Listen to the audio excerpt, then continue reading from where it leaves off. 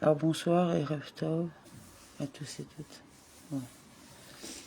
Étude du jour, le Tanya. 8 Iyar 5785, l'écouter Amarim, chapitre 45, suite. C'est là ce que dit le verset. Et Jacob embrassa Rachel, éleva la voix et pleura. Car Rachel est Knesset Israël, la communauté d'Israël, source de toutes les hommes, Makrout d'Atsilut. La source des hommes d'Israël est appelée Rachel. Et Jacob par son attribut supérieur qui est l'attribut de compassion d'Atsilut, et celui qui éveille une immense compassion sur elle. Jacob, l'attribut de compassion, Rahamim, éveille la compassion, la pitié sur Rachel, source des hommes d'Israël. Voici le sens de ce verset. Et il éleva la voix, en haut à la source de la compassion supérieure. Ce qu'on appelle les 13 attributs de miséricorde, qui sont la source de l'attribut de compassion du monde d'Atsilut, incarné par Jacob. L'idée même d'un attribut de compassion s'inscrivant dans un monde confère une certaine limite à celui-ci. Mais les 13 attributs de miséricorde ne sont confinés dans aucune limite. Ils sont donc la source de la notion même de compassion, y compris de l'attribut de compassion du monde d'Atsilut, qui est appelé Père de la compassion, et source de la compassion. L'attribut de compassion d'Atsilut est désigné par l'expression Père miséricordieux, Av, Ara, Aman. Tandis que les 13 attributs de compassion sont appelés Père de miséricorde, Av, Aram, Ramim, c'est-à-dire le Père de la source de la miséricorde. C'est d'ailleurs la raison pour laquelle, en certaines occasions propices, le terme Av, Ara, Ramim est employé en lieu et place d'Av, Ara, Raman. Telle est donc la signification du verset. Jacob éleva son attribut, l'attribut de compassion d'Atsilut, à sa source dans les 13 attributs de miséricorde.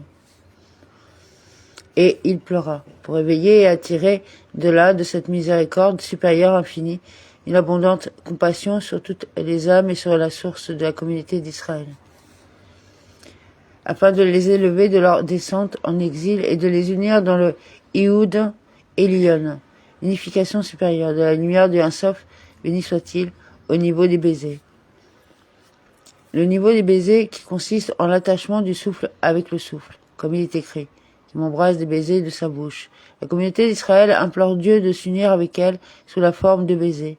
Le baiser n'est pas simplement le contact extérieur de la bouche, c'est aussi une union profonde des souffles. C'est en cela que consiste l'union des baisers de l'âme avec Dieu par la Torah et les Mitzvot. Cela correspond à l'attachement de la parole de l'homme qui étudie la Torah avec la parole de Dieu, qui est la Halara, et de même l'attachement de la pensée humaine qui nourrit des pensées de Torah avec la pensée divine.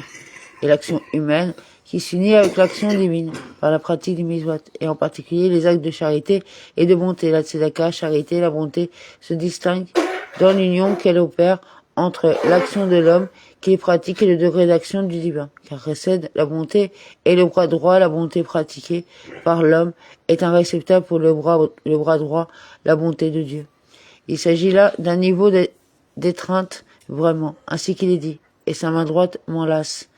L'une des expressions humaines du sentiment d'amour consiste à enlacer l'être qui est aimé. De même, la droite de Dieu enlace vraiment le juif qui pratique les bonnes actions.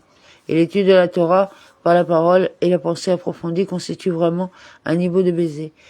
La Torah est la parole et la sagesse divine. Elle opère donc une union avec le divin sous deux aspects. La parole humaine est unie à la parole divine par l'expression verbale des paroles de la Torah.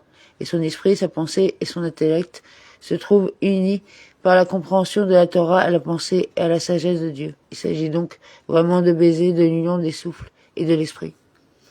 Or, par cela, par cet éveil d'une profonde compassion à l'égard de son âme, éveil qui le conduit à l'étude de la Torah et à l'accomplissement des mitzvot, il peut parvenir au niveau d'Ahava Rabba, l'immense amour, de manière révélée dans son cœur. Comme il est écrit à Jacob qui a racheté Abraham, dans le contexte spirituel du service de Dieu, Abraham incarne l'amour de Dieu et Jacob l'attribut de la compassion. Quant à Abraham, l'attribut de l'amour pour Dieu est voilé et doit être racheté et libéré. C'est par l'éveil de la compassion, attribut de Jacob, que cet amour est mis à jour, comme il est expliqué ailleurs. Amen.